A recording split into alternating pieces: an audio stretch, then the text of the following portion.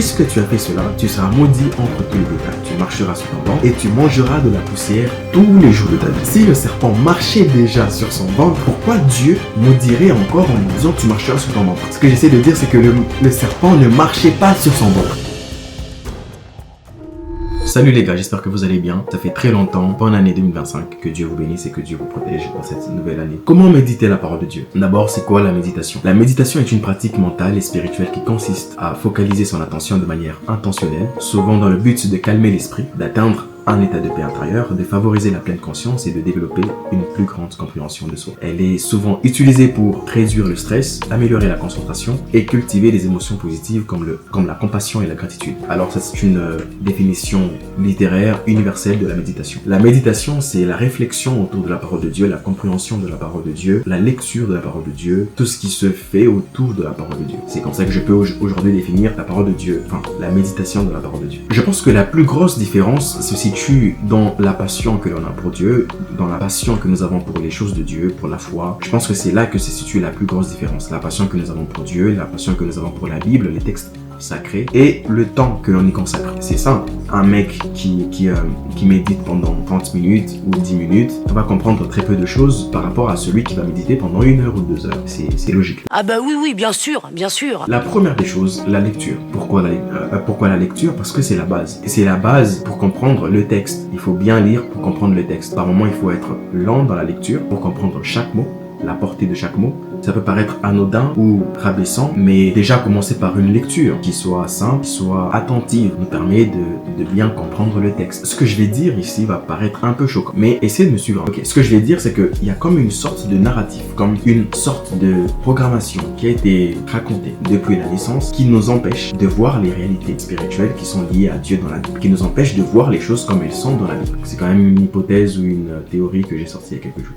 Elle est peut-être fausse. Bref, je te donne un exemple très simple et très clair. Il y a quelques jours, j'avais une envie pressante de relire le livre de Genèse et je me suis arrêté à quelque part où c'est Dieu qui parle à Adam, à Ève et au serpent. L'Éternel Dieu dit au serpent, puisque tu as fait cela, tu seras maudit entre tous les bétails et entre tous les animaux des champs. Ok, tu marcheras sur ton ventre et tu mangeras de la poussière tous les jours de ta vie. Je mettrai inimitié entre toi et la femme, entre ta postérité et sa postérité, et etc. Il dit aussi à la femme, je vous montrerai la souffrance de tes blessures, la souffrance de tes grossesses, tu enfanteras avec douleur, etc. Il dit aussi à l'homme, puisque tu as fait cela, puisque tu as écouté la voix de ta femme et que tu as mangé de l'arbre au sujet duquel je t'avais ordonné de... Enfin, ok, il y a toute la suite, ok? Mais je m'arrête au discours que Dieu a eu avec le serpent. Puisque tu as fait cela, tu seras maudit entre tout le bétail et entre tous les animaux des champs. Tu marcheras sur ton ventre et tu mangeras de la poussière tous les jours de ta vie. Ce passage, je suis sûr que tu l'as lu plusieurs fois. Je suis sûr que tu l'as lu depuis que tu es né. C'est sûr que l'image que tu as du serpent quand il était dans le jardin d'Éden, c'est cette image que nous avons du serpent aujourd'hui. Le serpent qui rampe, le serpent qui marche sur son ventre. Mais prête un peu attention à ça. Écoute, tu marcheras sur ton ventre et tu mangeras de la poussière tous les jours de ta vie. La question que je te pose, est-ce que Dieu est fou pour qu'il dise une chose qui existe déjà? Parce que si le serpent avait l'apparence qu'il a aujourd'hui, pourquoi Dieu se fatiguerait de dire ça? Pourquoi Dieu maudirait le serpent en disant ça? Ça n'a pas de sens. Qu'est-ce que je veux dire? Je veux dire par là que si le serpent marchait déjà sur son ventre, quelle est l'utilité de le redire, de le maudire une deuxième fois? Enfin, de le maudire comme ça. Est-ce que Dieu est fou?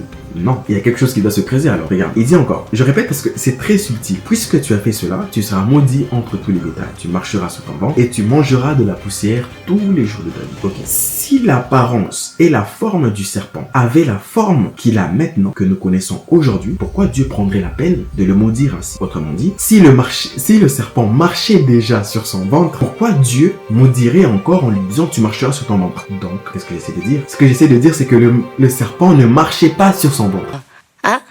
Juste par une simple lecture, très basique, attentionnée, focalisée. Tu peux déjà directement comprendre plus facilement ce texte. Je l'ai lu plusieurs fois depuis ma jeunesse, depuis longtemps, je l'ai lu plusieurs fois. Mais pourquoi il y a seulement quelques jours que je relève ce point? Pourquoi je vois la différence seulement aujourd'hui? Parce que peut-être, et sûrement, j'ai lu avec une attention focalisée. J'ai lu avec la compréhension des mots, de chaque mot, et en n'étant pas pressé. Donc, qu'est-ce que je vais dire? Bon, pour finir un peu cette parenthèse du serpent, ce que je vais dire, c'est que si Dieu a maudit le serpent en lui disant tu marcheras sur ton ventre, alors le serpent ne marchait pas sur son ventre. Alors l'apparence et la forme du serpent n'avaient pas la forme et l'apparence qu'il a maintenant. Non mais attends, relis, c'est sous nos yeux, tout est sous nos yeux. Maintenant, est-ce qu'il avait des pattes? Enfin, ça c'est ma première hypothèse. Est-ce qu'il avait des pattes? Est-ce qu'il avait des membres et des bras? Des pieds et des bras? La deuxième hypothèse. La première hypothèse, nous avons toujours des reptiles aujourd'hui qui ont des pattes mais qui marchent toujours sur leur ventre. À l'exemple du gecko, à l'exemple d'un lézard, à l'exemple des crocodiles. Attends, le crocodile c'est un lézard? Non, le crocodile c'est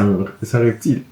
Bon, on va faire des recherches. La première hypothèse ne peut pas être, n'est à moins de probabilité d'exister parce qu'il y a quand même des reptiles aujourd'hui qui marchent, qui ont des pattes et qui marchent sur leur ventre. Donc, la deuxième hypothèse est beaucoup plus probable. Donc, ça veut dire qu'il est fort probable que le serpent dans le jardin d'Éden avait des pieds et avait des mains. Je répète, il est fort probable que le serpent dans le jardin d'Éden avait des mains et des pieds.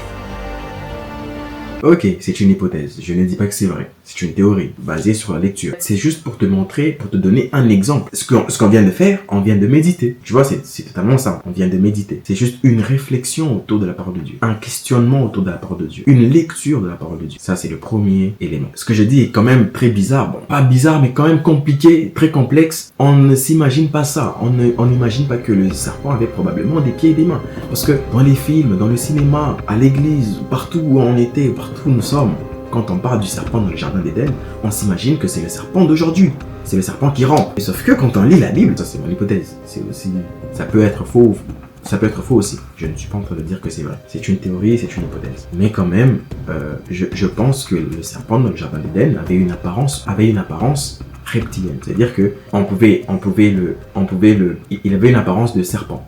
Il avait une apparence reptilienne, mais il avait des mains et des pieds. Il avait des bras et des pieds et des jambes. Et comme ça. Et dans ce sens-là, le texte prend beaucoup plus de sens. Tu vois ce que je veux dire? Et donc, le serpent a évolué. Et même scientifiquement, c'est reconnu que le serpent a évolué. C'est-à-dire que l'évolution du serpent l'emmène à perdre des pattes, à réduire sa mobilité. Ok, je le dirais comme ça. Je pense que la mobilité du serpent dans le jardin d'Éden était totalement différente de la mobilité que le serpent a maintenant.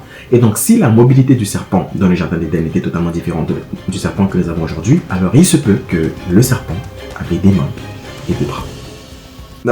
Non. Des bras et des jambes.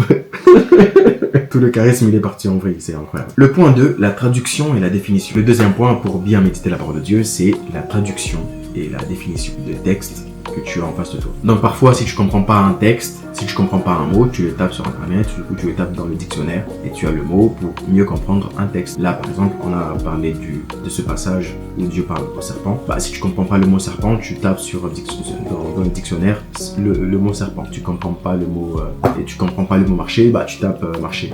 C'est simple, c'est aussi simple que ça. 3. La prière. La Bible, c'est quand même un texte sacré. C'est un livre sacré, donc par moments, c'est très codé, c'est très difficile à comprendre certaines choses. Je pense que c'est aussi important de prier pour être inspiré par le Saint-Esprit et pour comprendre les textes qui sont dans la Bible, tout simplement. Prier que Dieu t'inspire, que Dieu te fasse comprendre ce que tu vas lire, qui te donne des leçons par rapport à ce que tu vas lire. C'est la fin de cette vidéo, j'espère que ça vous aura plu et si c'est le cas, n'hésitez pas à liker et à partager. Et d'ailleurs, si vous voulez que je sorte la vidéo sur le serpent, mais vraiment consacrée que sur le serpent, que je vous donne toutes mes théories, mes hypothèses, dites-moi dans les commentaires et likez, partagez, abonnez-vous. Je me casse.